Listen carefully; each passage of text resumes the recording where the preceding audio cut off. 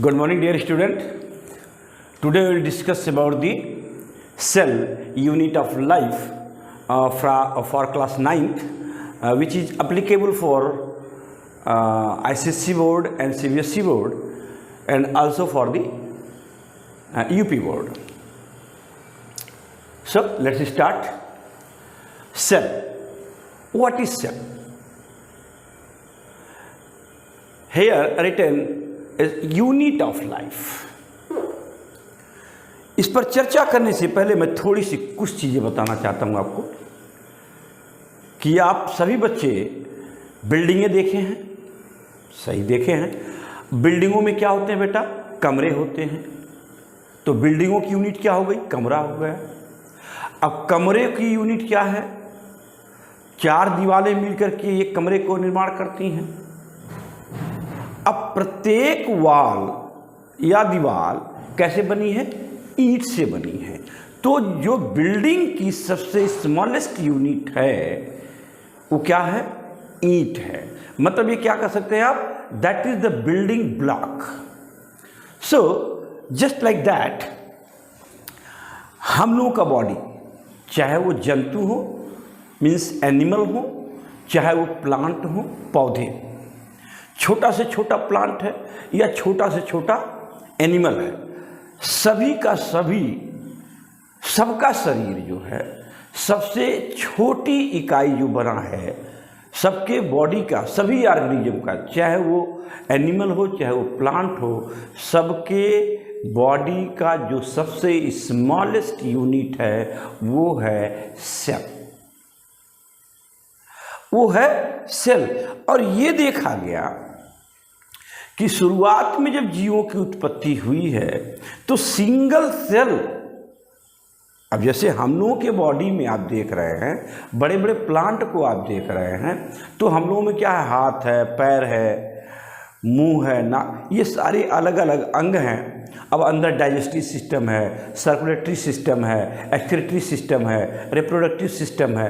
तो ये सभी जो ऑर्गन सिस्टम हैं, ये तमाम तरह के ऑर्गन सिस्टम मिल करके एक पूरे ऑर्गेनिज्म का निर्माण करते हैं।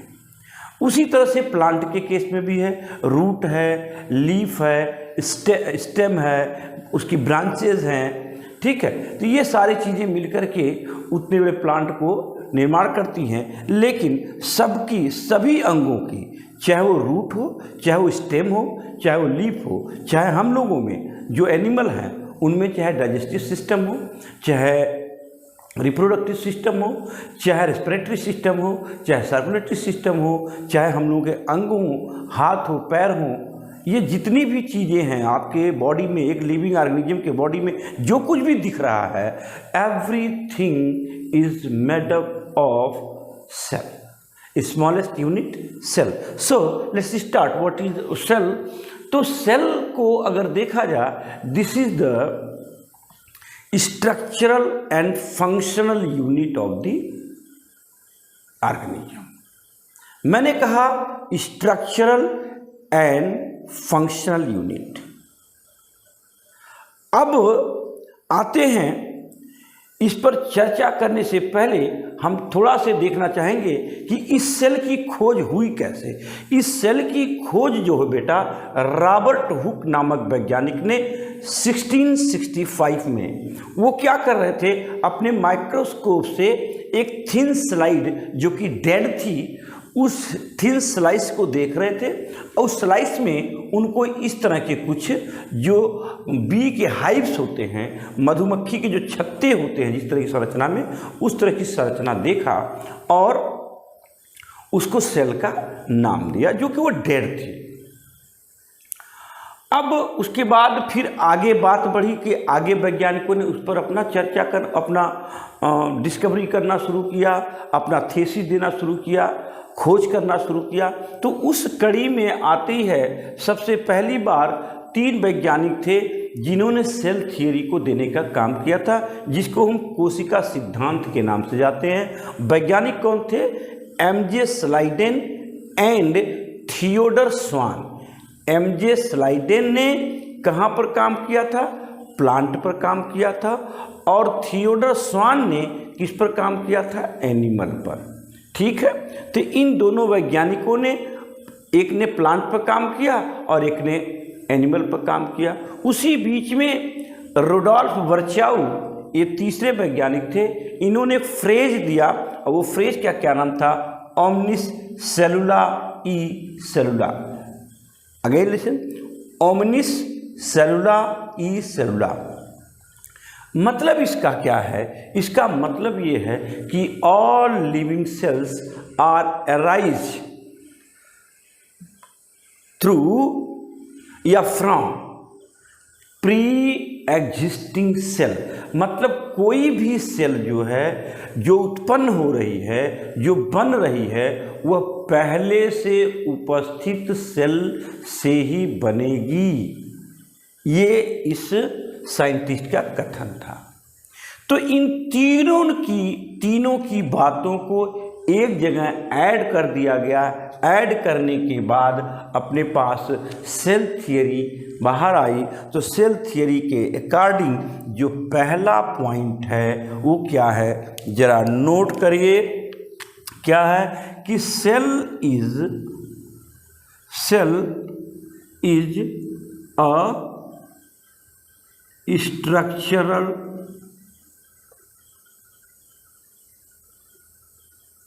unit of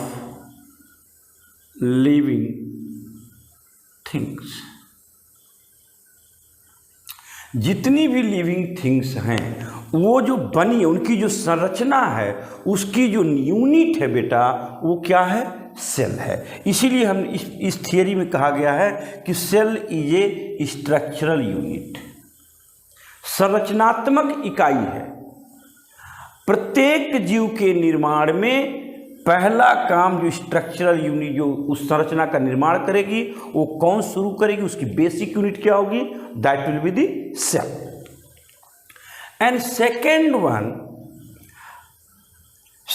one is cell is a functional unit। cell is a functional unit of life, भी कह लीजिए, लिविंग थिंग्स भी कह लीजिए, ऑफ लाइफ।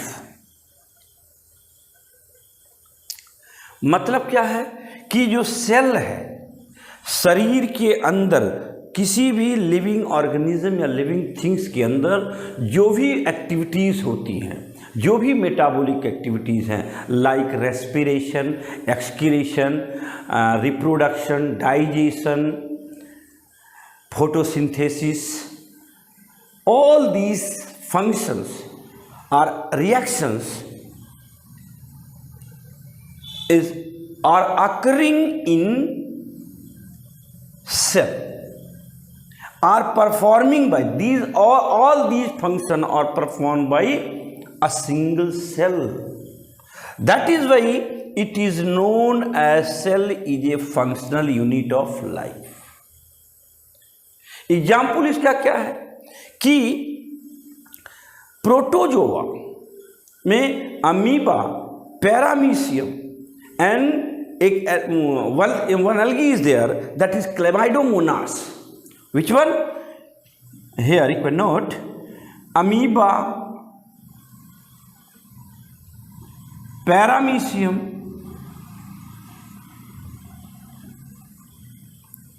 yeast, Chlamydomonas। ये कुछ क्या हमने एग्जाम्पल दिए हैं?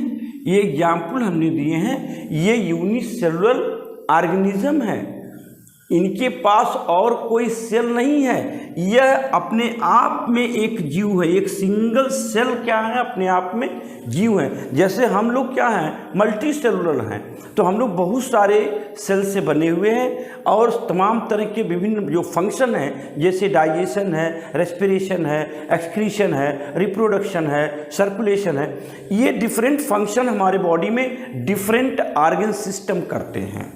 तो डिफरेंट टाइप ऑफ सेल इसमें इन्वॉल्व होती हैं। लेकिन यहाँ एक सिंगल सेल क्या स्पेसिफिसिटी है कि एक सिंगल सेल के पास वो क्षमता है जो सारे फंक्शन एक जीव के लिए जो होते हैं, रेस्पिरेशन, सर्कुलेशन, रिप्रोडक्शन, एक्सक्रीशन, ये सारे के सारे फंक्शन एक सेल करने के लिए कैपेबल है। इसीलिए कहा गया है कि cell is a functional unit of life.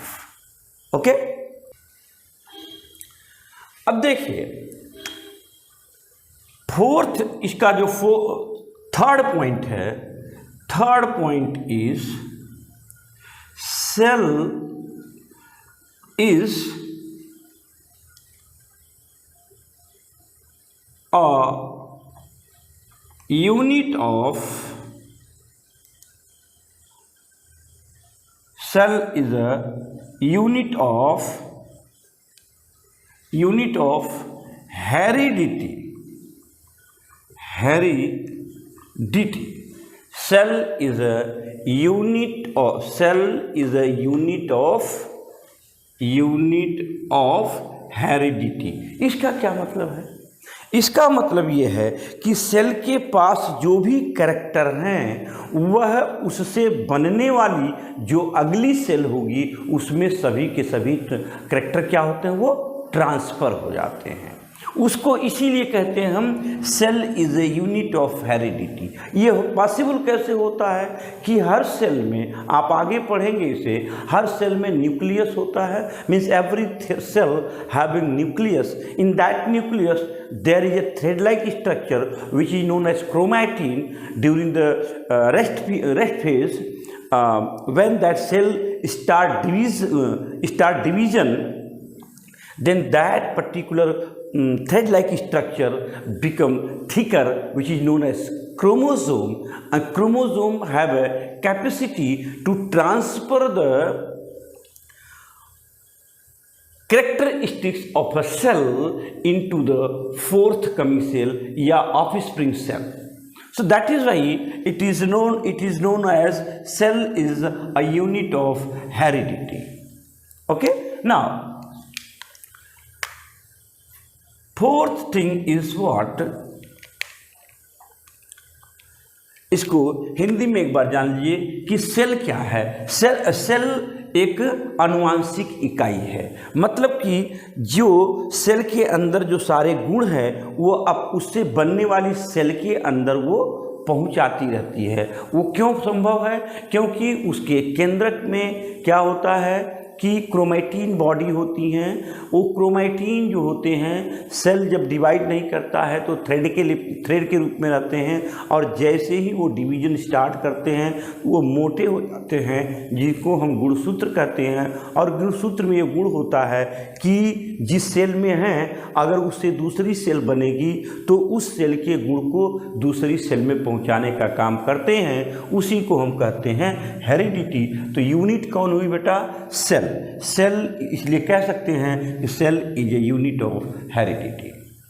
ठीक है, कोशिका आनुवांशिक की इकाई है, इसको हम कह सकते हैं। चलिए, अब दूसरा पॉइंट है कि एक ऑर्गेनिज्म अपनी लाइफ की जो शुरुआत करता है वो सिंगल सेल से करता है। इसको जानिए। आपने देखा होगा कि एक मनुष्य का इतना बड़ा शरीर, वह उसका जब निर्माण होता है उसके मदर और फादर के दो सेल मिलकर के जो बनाते हैं संरचना, उसको हम जाइगोट कहते हैं। और that zygote become to diploid but a single cell. वहाँ से हमारी लाइफ स्टार्ट होती है, बॉडी के रूप में तैयार होती है। छोटा सा जो आप बरगद देखे होंगे, उसका छोटा सा बीज, छोटे से बीज में उतना बड़ा मल्टी सेलुलर प्लांट बैठा हुआ है। तो हम ये कह सकते हैं कि ऑर्गेनिज्म स्टार्ट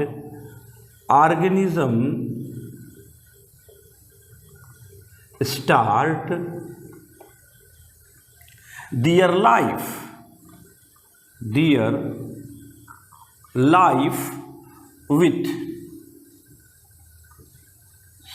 single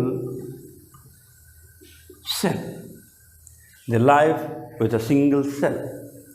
और दूसरा चीज क्या है कि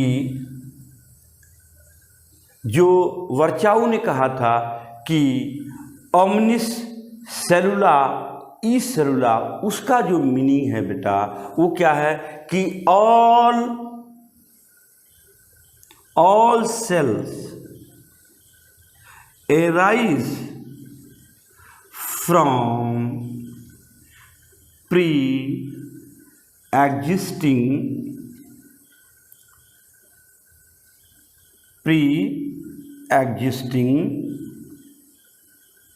सेल।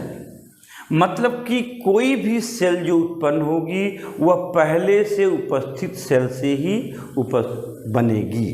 ठीक है। Old and worn out cell continually replaced by new cell. ये सेल थियरी के कुछ फीचर्स थे। Similar cell get together form tissue and similar tissues form organ and organ form organ system and different organ system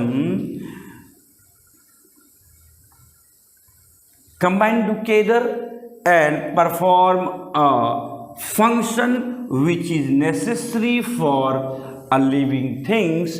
They are called form organism. ठीक है। तो अब देखिए ये जो सिमिलर सेल होंगी वो सब एक जगह मिलके क्या बनाएंगी, टिश्यू बनाएंगी। अब जो टिश्यू सिमिलर टिश्यूज होंगे वो सब क्या मिलकर के क्या बनाएंगे, आर्गन बनाएंगे। और जो आर्गन जो सिमिलर आर्गन है, विभिन्न आर्गन, वो मिलकर के क्या बनाएंगे, एक आर्गन सिस्टम बनाएंगे। अब वो organ system different organ system to perform a different function in a organism and that will make a living organism. Okay, so thank you guys, enjoy it and I request all of you to subscribe, like and share my channel. Okay, good night.